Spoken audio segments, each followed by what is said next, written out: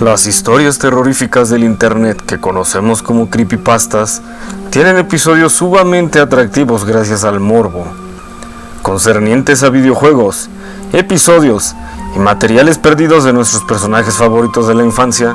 Con mucha frecuencia estos relatos están conectados a anécdotas terroríficas, perturbadoras y siniestras. Si eres asiduo a este material, recordarás varias historias así.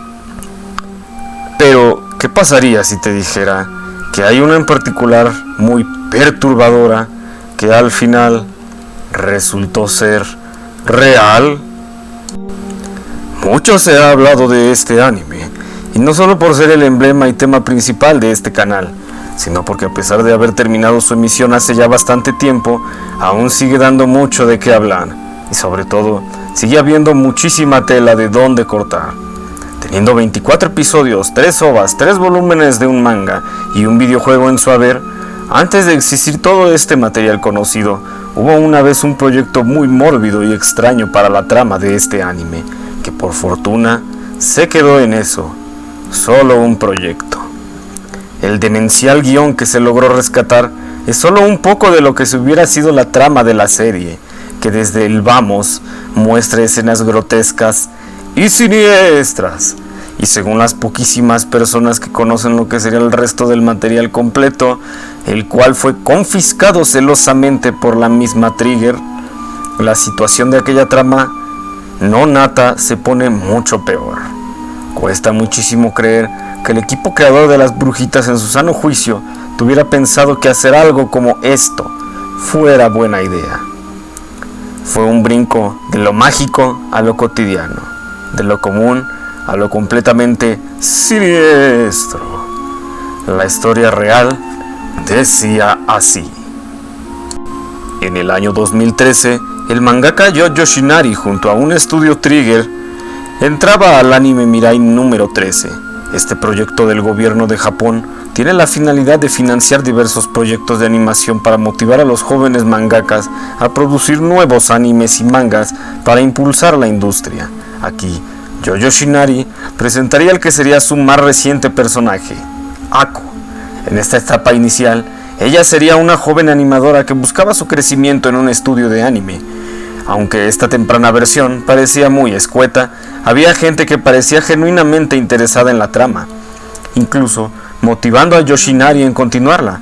Sin embargo, el mangaka pensó que una animadora en proceso no era suficiente para su obra. Yoshinari necesitaba algo aún más fuerte. Él quería que Ako se aprendiera la de chambear desde más abajo. ¿Qué tiene esto de malo?, te preguntarás tú. Pues te diré que Ako, al ser estudiante universitaria, tendría que emigrar de su provincia para poder asistir a su colegio. Al ser foránea, tendría que buscar un departamento para habitarlo mientras dure cada semestre.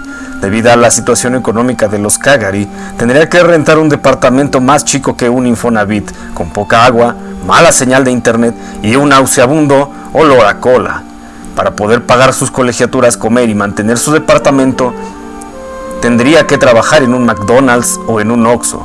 Más tarde, al no recibir un pago justo para arduas jornadas, Ako tendría que buscar trabajo en un call center en cual sería brutalmente negre. No contento con esto, Ako tendría que desvelarse estudiando para pasar sus exámenes, ya que este vale el 95.5% de la calificación final, mientras que la asistencia, la parte práctica y la formativa frecuente solo valdrían un 5%. Eso siempre y cuando no se fuera un extraordinario. Ako, inspirada por su animador favorito, lograría motivarse para luchar contra estas adversidades. Yoshinari presentó su maquiavélica idea a los productores de Trigger, los cuales quedaron horrorizados ante el proyecto de Yoshinari. Ellos le pidieron que hiciera algo menos dantesco y le agregaran un toque de magia. Esto le iluminó el cerebro a Yoshinari, quien en ese momento alcanzó la iluminación en Nirvana, cambiando el concepto de estudiante de diseño a estudiante de magia, conservando esa idea de admiración por una figura de autoridad. De esta manera, creando el anime de culto que todos ya conocemos. Ahora, podemos confirmar que esta historia que se creía una leyenda urbana es verídica, y sabemos que la trama que pudo hacer callar a otros animes más picantes como Eizouken fue un proyecto de lo que pudo haber sido nada más ni nada menos que The Little Witch Academia. Sin embargo, después de tanto, la pregunta aún permanece.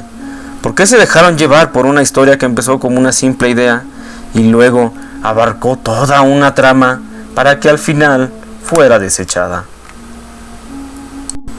Si el video te gustó, te agradecería mucho que compartieras con tus amigos y dieras un pulgar arriba. Suscríbete a todas mis redes sociales para que puedas seguir viendo más trabajos así. Espero que estés disfrutando el mes Spooky. Te ha hablado tu compa el Taco Gaming y te deseo buenas noches.